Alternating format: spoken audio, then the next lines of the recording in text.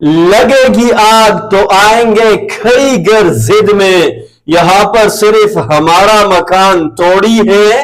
دوستو آپ کو یاد ہوگا جب غزہ پر بمباری ہو رہی تھی، جب بچوں کے جسموں کے فریگمنٹس فضا میں بکھر رہے تھے، جب بے بس عورتیں اور اجڑے گھر پوری دنیا کو لائیو سکرین پر نظر آ رہے تھے، اور امریکہ کی بیکنگ کے ساتھ اسرائیل بغیر روک ٹوک کے سب کچھ اڑا رہا تھا، اس وقت یورپ کے بڑے بڑے ممالک جیسے جرمنی، فرانس، یوکے یا تو سپورٹیو تھے یا پھر خاموش۔ یہ خاموشی کوئی نیوٹرل پوزیشن نہیں تھی، بلکہ یہ ایک واضح سٹانس تھا ظلم کے ساتھ کھڑے ہونے کا۔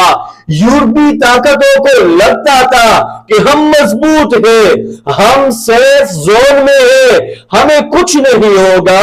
یہ وہی اوور کانفیڈنس ہے جو ہر زوال سے پہلے آتا ہے۔ آج وہی یورپ امریکہ کے رویے پر کنفیوزڈ اور الرٹ نظر آتا ہے۔ یوکرین کا معاملہ ہو یا اب ڈونلڈ ٹرمپ کا گرین لینڈ پر دعویٰ، انہیں اب احساس ہو رہا ہے کہ طاقت کا کوئی مستقل دوست نہیں ہوتا، صرف انٹرسٹ ہوتے ہیں۔ کل تک جو طاقت ان کی شیئرڈ اسٹریٹجی تھی، آج وہی ان کے لیے تھریٹ بن چکی ہے۔ اب سوال یہ ہے کہ کیا یہ سب نیا ہے؟ نہیں دوستو، یہ وہی پالیٹکس آف پاور ہے جو ہمیشہ سے چلی آ رہی ہے۔ فرق صرف یہ ہے کہ کل آگ دوسروں کے گھروں میں لگی تھی، آج شعلے اپنے دروازوں تک پہنچ گئے ہیں۔ اگر اس وقت یورپ چاہتا تو کم از کم ایک اورل سٹانس لے سکتا تھا، ایک واضح ڈس اپروول دکھا سکتا تھا۔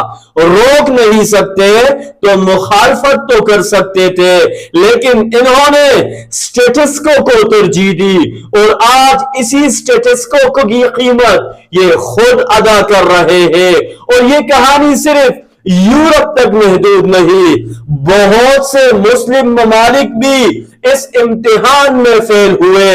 کہیں ٹریڈ چلتی رہی، کہیں انٹیلیجنس کوآپریشن رہا، کہیں خاموشی کو ڈپلومیسی کا نام دیا گیا۔ انہیں لگا ہم محفوظ ہیں، ہماری باری نہیں آئے گی، لیکن تاریخ بتاتی ہے کہ ظلم کے ساتھ کھڑا ہونے والا کبھی محفوظ نہیں رہتا۔ آج نہیں تو کل یہ ڈومینو ایفیکٹ سب تک پہنچتا ہے۔ ظالم کو نہ روکنا خود ظلم کا حصہ بن جاتا ہے۔ یہ ایک یونیورسل رول ہے۔